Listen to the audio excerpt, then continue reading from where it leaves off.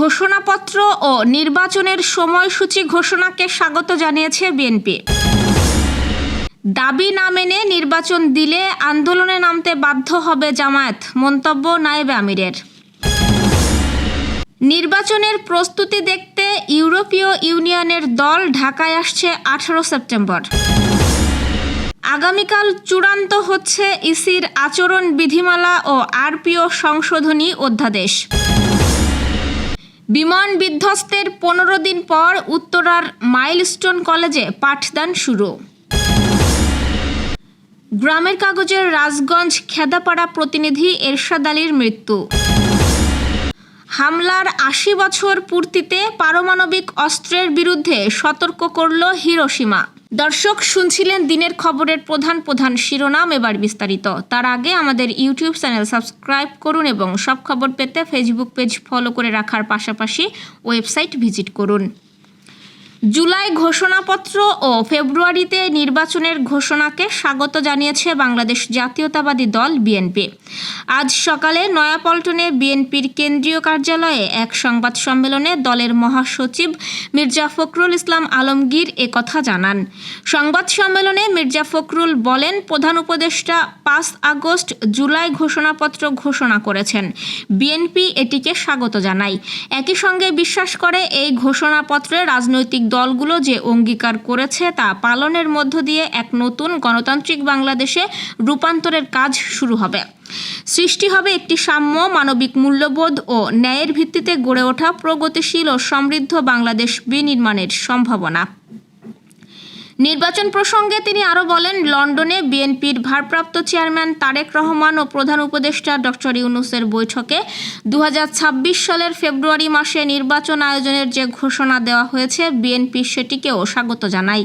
BNP মনে করে এই ঐতিহাসিক ঘোষণা বাংলাদেশের রাজনৈতিক অচল অবস্থা কাটিয়ে উঠতে সহায়তা করবে এবং গণতন্ত্র উত্তরণের পথকে সুগম করবে। মির্জা ফখরুল বলেন, বিএনপি আশাবাদী এই নির্বাচন যাতে সুষ্ঠু, অবাধ, নিরপেক্ষ ও সকলের কাছে গ্রহণযোগ্য হয়, সেই লক্ষ্যে সরকার ও নির্বাচন কমিশন সব প্রয়োজনীয় ব্যবস্থা গ্রহণ করবে। আগামী ফেব্রুয়ারিতে জাতীয় নির্বাচন আয়োজন নিয়ে প্রধান উপদেষ্টার ঘোষণাকে ইতিবাচক হিসেবে দেখলেও জামায়াতের নায়েবে আমির সৈয়দ আবদুল্লাহ মোহাম্মদ তাহের বলেছেন, দাবি না মেনে নির্বাচন দিলে আন্দোলনে নামতে বাধ্য হবে জামায়াত। রাজধানীর মগবাজারে আল-ফালাহ মিলনায়তনে আজ জুলাই ঘোষণাপত্রের ব্যাপারে বাংলাদেশ জামায়াতে ইসলামীর আনুষ্ঠানিক প্রতিক্রিয়া জানাতে প্রেস ব্রিফিংয়ে এসব কথা বলেন তিনি। আবদুল্লাহ মোহাম্মদ তাহের আরও বলেন, ফেব্রুয়ারিতে নির্বাচন আয়োজন নিয়ে প্রধান উপদেষ্টার ঘোষণা ইতিবাচক, তবে রাজনৈতিক দলগুলোর সঙ্গে আলাপ করে নির্বাচনের ঘোষণা দিলে ভালো হতো। নির্বাচন উপযোগী পরিবেশ এখনও নিশ্চিত হয়নি। জুলাই ঘোষণাপত্র অপূর্ণাঙ্গ উল্লেখ করে তিনি বলেন, জনগণের প্রত্যাশার প্রতিফলন ঘটেনি সেখানে। জুলাই ঘোষণাপত্র ও সনদের আইনি ভিত্তি অন্তর্বর্তীকালীন সরকারকেই দিতে হবে। তিনি বলেন, জুলাই সনদের ভিত্তিতে নির্বাচনই জাতির আকাঙ্ক্ষা। পিআর পদ্ধতি ছাড়া সুষ্ঠু নির্বাচন সম্ভব নয় বলেও জানান তাহের।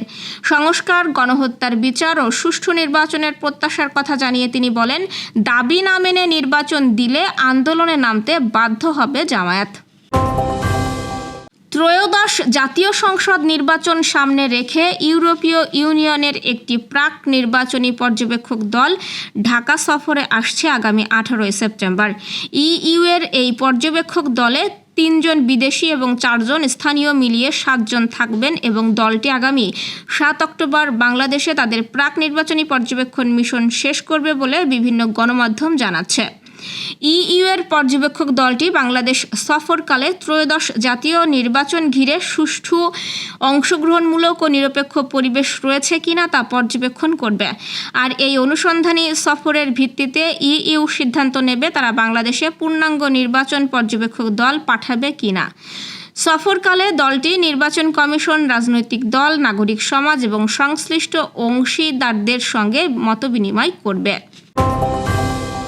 রাজনৈতিক দল ও প্রার্থীর আচরণ বিধিমালা এবং গণপ্রতিনিধিত্ব আদেশ 1972-এর সংশোধন অধ্যাদেশ 2025 চূড়ান্ত করতে আগামীকাল বৃহস্পতিবার নির্বাচন কমিশনের সভা বসছে। এটি বর্তমান ইসির নবম কমিশন সভা। ইসির উপসচিব শাহ আলম স্বাক্ষরিত নোটিশে এই তথ্য জানানো হয়েছে। এতে বলা হয়েছে, সকাল 11টায় প্রধান নির্বাচন কমিশনারের সভাপতিত্বে নির্বাচন ভবনে সভা অনুষ্ঠিত হবে। এই সভায় ইসির অন্যান্য বিষয়ে আলোচনা ও সিদ্ধান্ত নেওয়া হবে। ত্রয়োদশ জাতীয় সংসদ নির্বাচন সামনে রেখে এর আগে রাজনৈতিক দল ও প্রার্থীর আচরণ বিধিমালা এবং আরপিও সংশোধনের খসড়া অনুমোদন করে ইসি।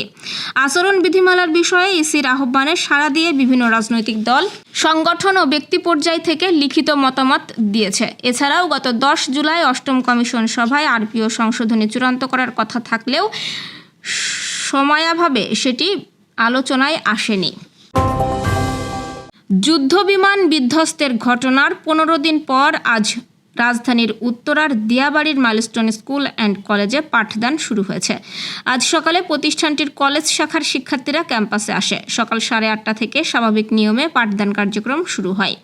এর আগে গত রোববার শিক্ষা প্রতিষ্ঠানটির কলেজ শাখার শিক্ষার্থীরা ক্যাম্পাসে এসেছিল, তবে ওই দিন কোনো পাঠদান কার্যক্রম হয়নি। শিক্ষার্থীরা যুদ্ধবিমান বিধ্বস্তের ঘটনায় নিহত ব্যক্তিদের আত্মার মাগফিরাত, আহত ব্যক্তিদের দ্রুত আরোগ্য কামনায় আয়োজিত দোয়া এবং শোক অনুষ্ঠানে অংশ নেয়। নিজেদের মধ্যে কুশলাদি বিনিময় শেষে বাসায় ফিরে যায়। গত 21 জুলাই উত্তরার দিয়াবাড়িতে মাইলস্টোন স্কুল অ্যান্ড কলেজে বিমান বাহিনীর যুদ্ধবিমান বিধ্বস্ত হয়। এই ঘটনায় এখন পর্যন্ত শিশুসহ নিহত হয়েছেন 34 জন। দগ্ধ অনেকে এখনও হাসপাতালে চিকিৎসাধীন। এই ঘটনায় যেসব শিক্ষার্থী মানসিক ট্রমায় ভুগছে তাদের কাউন্সেলিংয়ের সেবা দেওয়া হয়েছে মাইলস্টোন ক্যাম্পাসে স্থাপিত কাউন্সেলিং সেন্টারে। গ্রামের কাগজের রাজগঞ্জ খেদাপাড়া প্রতিনিধি এরশাদ আলী আর নেই। মঙ্গলবার দিবাগত রাত 2:30টার দিকে তিনি ইন্তেকাল করেছেন। ইন্না লিল্লাহি ওয়া ইন্না ইলাইহি রাজিউন। তিনি যশোরের মনিরামপুর উপজেলার হেলান্সি গ্রামের বাসিন্দা। রাজগঞ্জ বাজারের দীর্ঘদিনের পরিচিত ফটোগ্রাফি প্রতিষ্ঠান স্টুডিও মৌয়ের স্বত্বাধিকারী ছিলেন তিনি। দৈনিক গ্রামের কাগজের খেদাপাড়া প্রতিনিধি হিসেবে পত্রিকার শুরু থেকেই তিনি কাজ করে আসছিলেন। মঙ্গলবার গভীর রাতে শ্বাসকষ্ট দেখা দিলে তাকে মনিরামপুর হাসপাতালে নেওয়া হয়, কিন্তু ডাক্তার তাকে মৃত ঘোষণা করেন। তার মৃত্যুতে দৈনিক গ্রামের কাগজ পরিবার, রাজগঞ্জ বাজার ব্যবসায়ী সমিতি, হেলাঞ্চি মাধ্যমিক বিদ্যালয় পরিচালনা পর্ষদ, স্থানীয় রাজনৈতিক নেতৃবৃন্দ, শিক্ষক, সমাজকর্মী সহ নানা সংগঠন শোক প্রকাশ করেছে।